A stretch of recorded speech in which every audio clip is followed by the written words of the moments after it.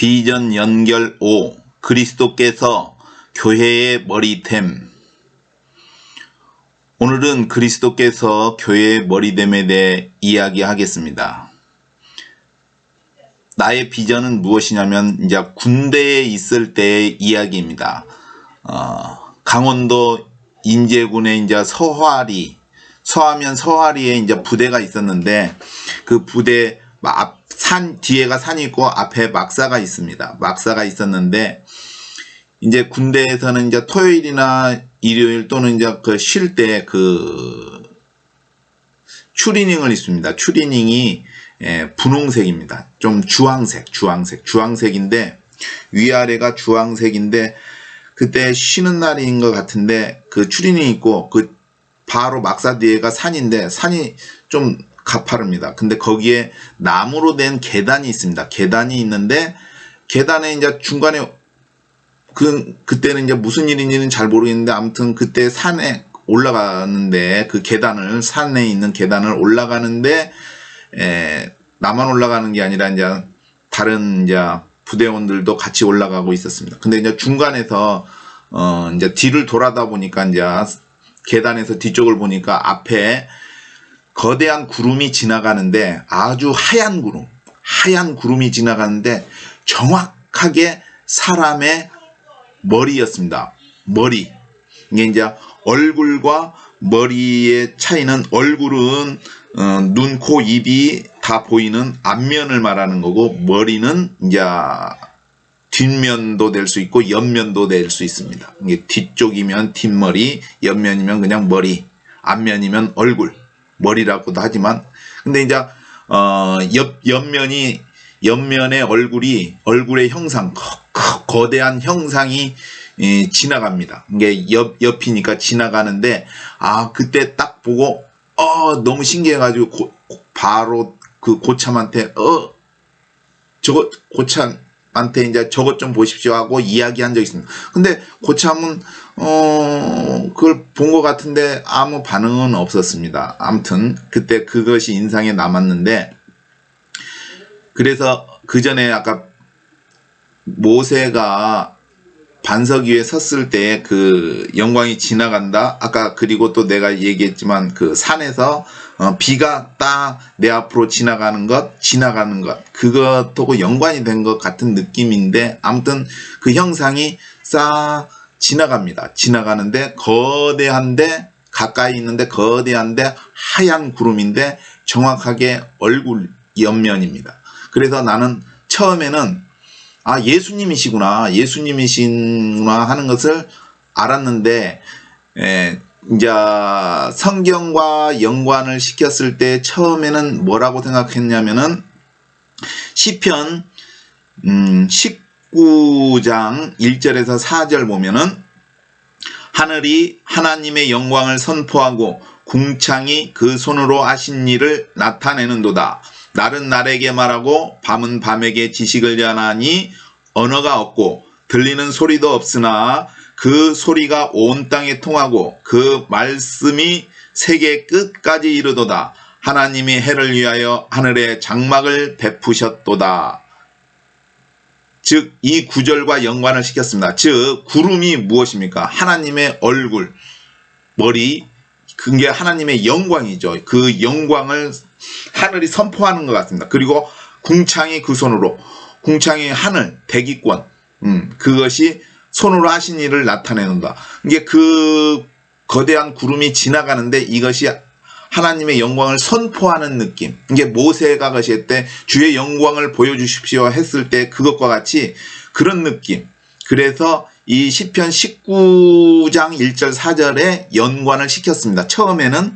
근데 나중에 생각해 보니까 이게 머리지 않습니까? 머리. 그래서 이제 성경의 다른 부분 골로새서 1장 18절에 보면 그는 몸인 교회의 머리라. 그가 근본이요 죽은 자들 가운데서 먼저 나신 자니 이는 친히 만물의 으뜸이 되려 하심이요.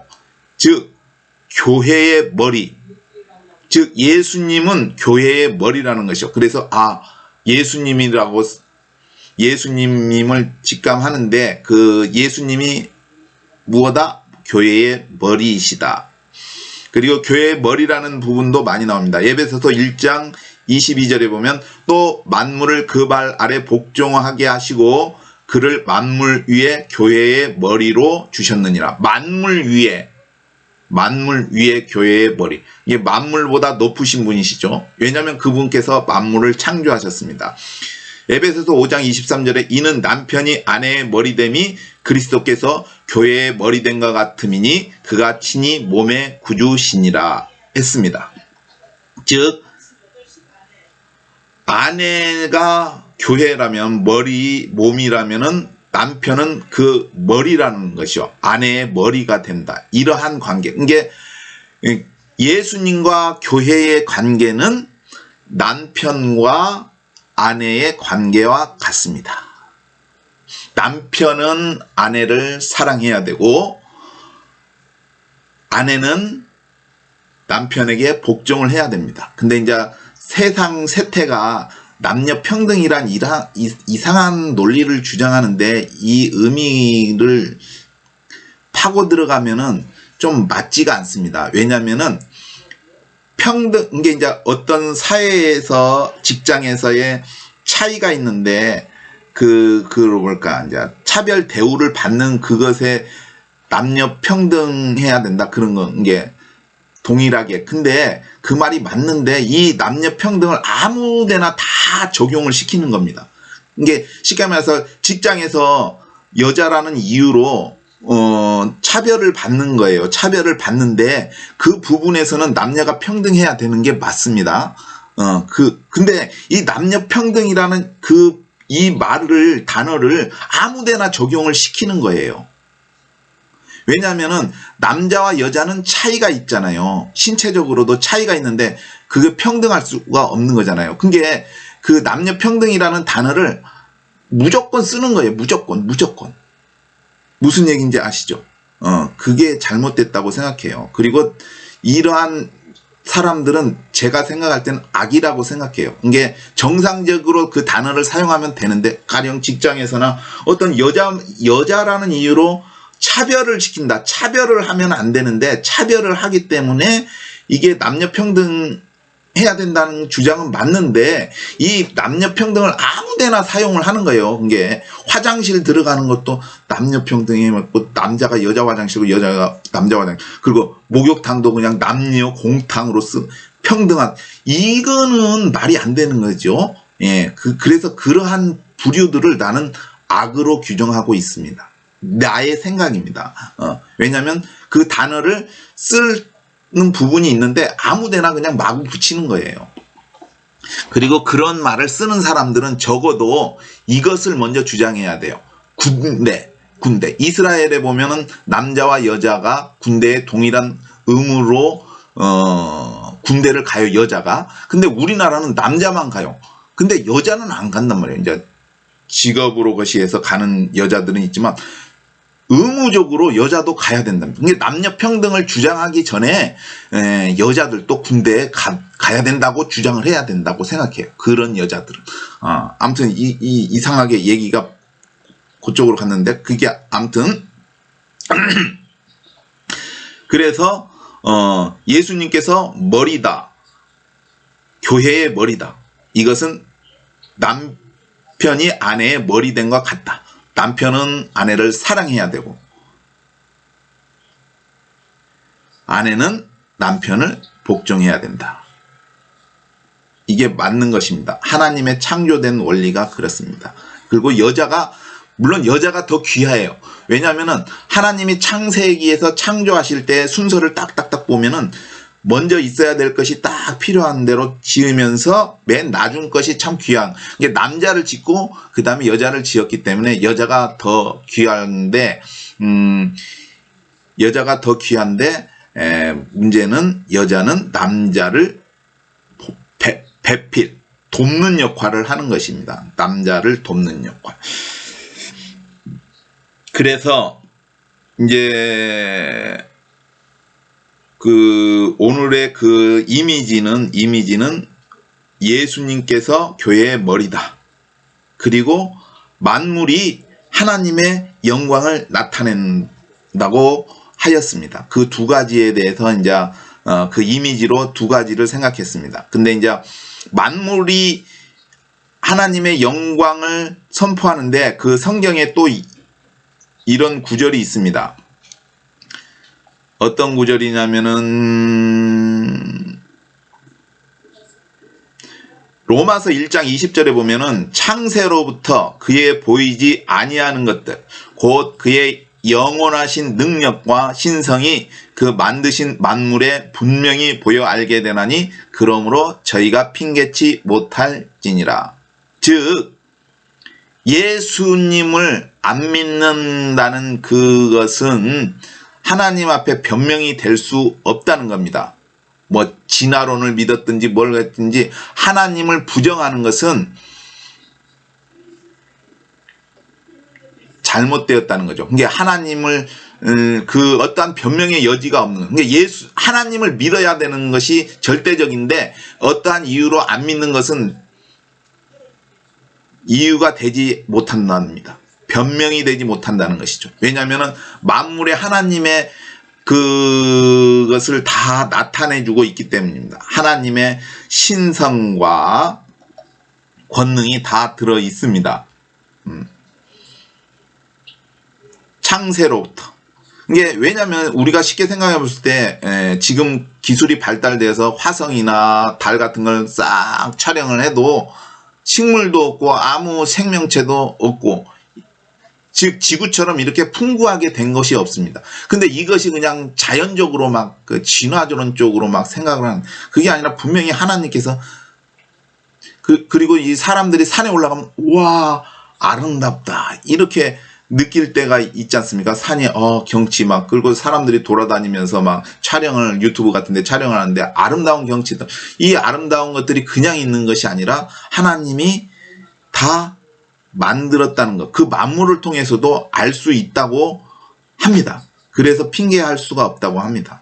즉 아까 내가 구름을 통해서도 하나님이 자신을 내 그 신성, 영광을 나타내는 거 아닙니까? 그렇기 때문에 핑계할 수가 없습니다. 그리고 이제 여기서 보면은 이제 시편에 하늘이 다시 한번 하면 하늘이 하나님의 영광을 선포하고 궁창이 그 손으로 하시는 일을 나타내고 날은 날에게 말하고 밤은 밤에게 지식을 자느니 언어가 없고 들리는 소리도 없으나 그 소리가 온 땅에 통하고 그 말씀이 세계 끝까지 이르도다. 하나님의 해를 위하여 하늘에 장막을 베푸셨도다. 근데 이제 이 말씀을 하실 때 이 하늘에 장막을 베푸셨다. 하나님의 해를 위하여 하늘. 왜냐면은 하나님께서 이 해를 위하여 하늘에 장막을 베푸셨다는 것은 아마도 이 대기권을 만드시는 그것을 나타내는 것 같습니다. 왜냐면은 그 만물이 있으려면은 이 장막이 대기권이 있어야 됩니다. 그렇지 않으면 해가 직접 거시해서 이 생명체가 나무나 풀이나 사람이나 짐승들이 생존할 수가 없습니다. 그래서 아마 이 하늘에 장막을 베푸셨다는 것은 태양으로부터 오는 것을 보호하기 위해서 이 생명. 그래서 성경에도 이런 말씀이 있습니다. 하나님께서 자신을 위한다면, 그러니까 하나님이 자신만을 생각한다면 이기주의적인 것이지만 자신만을 생각해서 신을 거둔다면은 모든 육체가 죽는다고 했습니다. 즉 지구상에 있는 생명체, 인간이 한 명도 살아남지 못한다고 했습니다. 신을 거둔다면 하나님께서 자신을 위해서 자신만을 위해서 신을 거둔다면은 인간은 존재하지 못합니다. 한 명도 살아남을 수가 없습니다. 이게 그렇기 때문에 이 하나님께서 장막을 베푸시고 또 만물이 생명체들이 살 수 있게끔 하셨습니다. 근데 이제 여기서 그 소리가 온 땅에 통하 그 말씀이 세계 끝까지 이루. 이 부분은 제가 느끼기에는 복음, 예수님께서 복음이 이제 세상 끝까지 이제 전파되는 그 얘기라는데 이 복음의 의미도 있지만 이게 또 복음이 이제 이 전파되는 것이 가령 날씨가 추워서 물이 얼 때 그 어는 것이 이렇게 싹싹싹싹싹 얼어가는 부분들이 딱 보이지 않습니까? 그것처럼 복음도 이렇게 퍼져가는 것. 누룩이 이제 이제 퍼져가듯이 떡반죽이 거시에서 누룩이 퍼져가듯이 이렇게 퍼져가는 것. 근데 이제 이 모양이 꼭 복음이 전파되는 것이지만 이제 하나님께서 하늘의 장막을 만드실 때도 그렇게 한 것이 아닌가 생각합니다. 그리고 하나님께서 이 장막을 만드실 때 보면은 그 소리, 즉 소리도 여러 가지 것이 소리가 이제 진동수가 빠르면 그 초음파가 되는데 이 초음파로도 아마 공중으로 이 장막을 만드실 때 구름 같은 것들을 올리신 것 같은데 이제 여기에 보면은 욥기 34장 38절에 보면 내 소리를 구름에 올려 큰 물로 내게 덮이게 하겠느냐. 여기서 소리라는 게 우리가 이 보이스지만 이게 초음파일 수도 있다고 생각합니다. 이게 초음파를 구름에 쏘면은 아마도 물이 되지 않을까, 물방울이 돼서 이제 비로 떨어지는 것이 아닐까. 반대로 하면은 또 하나님께서 장막을 베푸실 때도 물을 초음파로 쏴서 공중에 구름으로 올려서 장막을, 그게 해에 대해서 보호해 주는 것이 아닐까, 만물을. 근데 이제 보면은 계시록에 보면 이런 말씀이 있습니다. 왜냐하면은 계시록 16장 8절에서 9절은 넷째가 그 대접을 해에 쏟음에 해가 권세를 받아 불로 사람들을 태우니 사람들이 크게 태움에 태워진지라 이 재앙을 행하는 권세를 가지신 하나님의 이름을 회방하여 또 회개하여 영광을 주께 돌리지 아니하더라 했습니다. 즉 불로 이렇게 사람을 태운다는 것은 해에서 쏟아지는 그러한 것들을 이 장막이 약해지든지 아무튼 그래서 그런 것이 아닐까 하는 생각을 해봅니다. 왜냐면은 시편 19장 1절에서 4절에 보면은 5절 그 다음에 해는 그 방에서 나오는 신랑과 같고 그 길을 달리기 기뻐하는 장사 같아서 하늘 이 끝에서 나와서 하늘 저 끝까지 운행하며 그 온기에 피하여 숨은 자 없도다. 그 온기. 즉 온기에 이제 온기를 그대로 하나님이 것이니까 해가 권세를 하고 불로 사람을 태우는데 하나님께서 이 장막을 베푸시는 것이죠. 근데 이제 이게 구름 같은 것, 우리 대기가 그냥 형성되는 게 아니라 하나님께서 이 대기권도 만드셨다고 생각이 듭니다. 지구를 만드셨으니까 당연히 대기권도 그냥 지구를 만드니까 자연이 생기는 게 아니라 이 대기권도 하나님께서 만드신 것이 아닌가. 즉 초음파를 써서 소리, 그 말씀으로 것이면은 이제 그 구름 같은 게 올라가고 나중에 또 이제 비가 오게 할 때 아마 노아의 홍수처럼 비가 쏟아질 때도 초음파 같은 거 알 수가 없습니다. 그런 에너지로. 그래서 오늘의 이제 말씀드리고자 하는 것은 내가 본 비전에서는 예수님께서 교회의 머리이시다. 그리고 만물은 하나님을 알 수 있게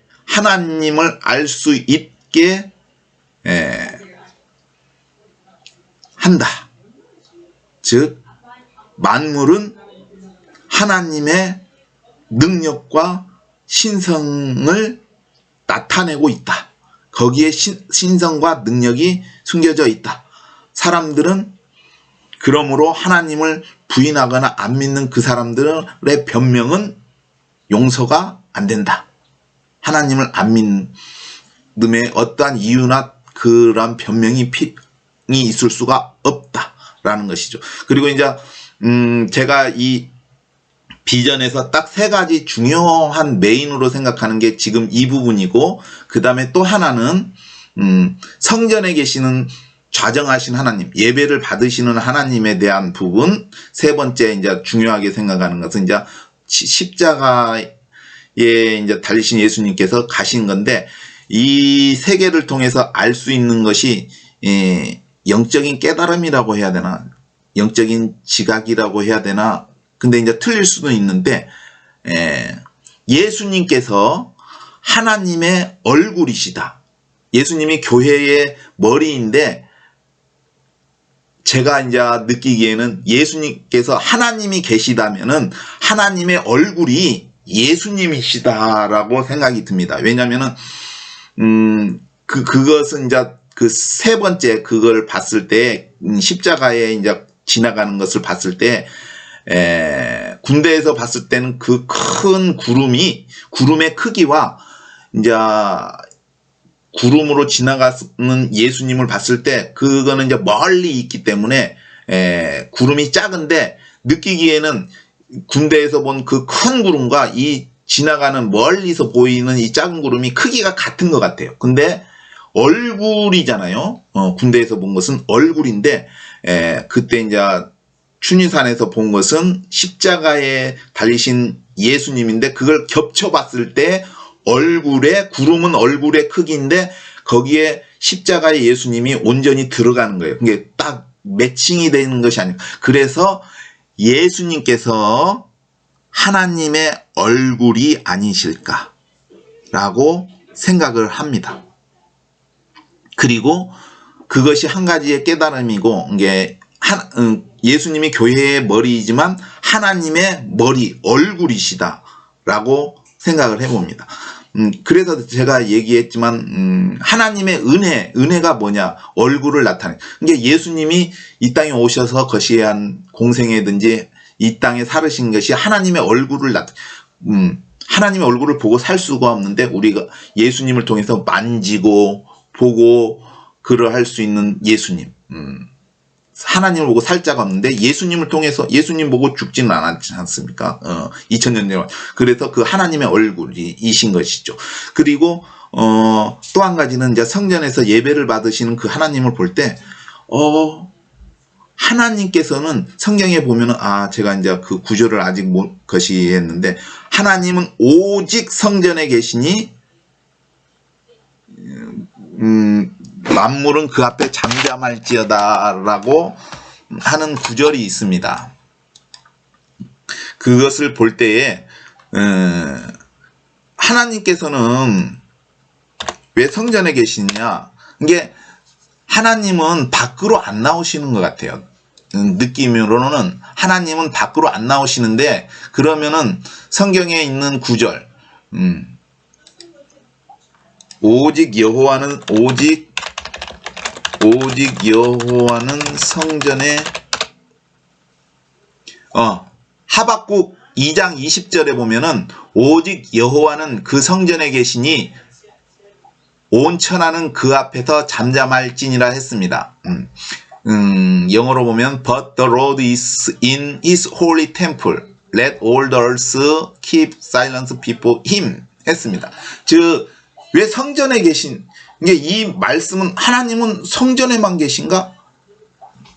그런데 제가 이제 깨달았다고 해야 되나? 느끼기에는 하나님은 성전에 예배를 받으냐 하나님은 성전에만 계시는데 성전 밖에서는 그 하나님이 예수님이 움직이시는 것이죠. 이게 하나님은 성전에 계시고 그 하나님은 오직 성전에만 계시는데 밖에서 하나님은 예수님이시죠. 예수님이 이게 성경에도 거룩한 성 예루살렘에서는 이제 들어가고 나오지 않는 것이 있습니다. 왜냐하면 거룩한 성 예루살렘에서만 살기 때문에. 근데 이제 마찬가지로 집에서는 성전에서는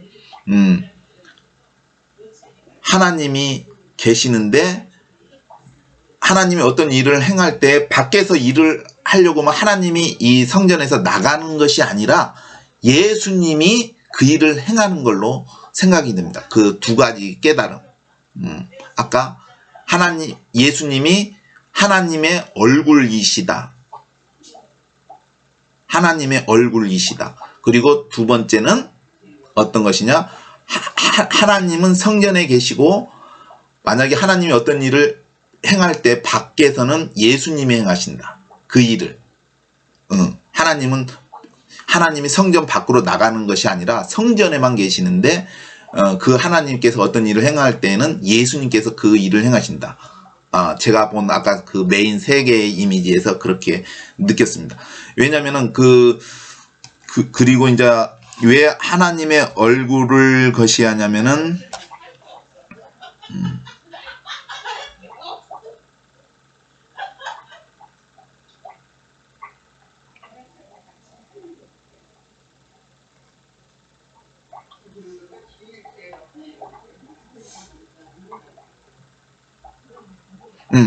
시편 90장 8절에 보면 주께서 우리의 죄악을 주 앞에 놓으시며 우리의 은밀한 죄를 주의 얼굴빛 가운데 두셨사오니.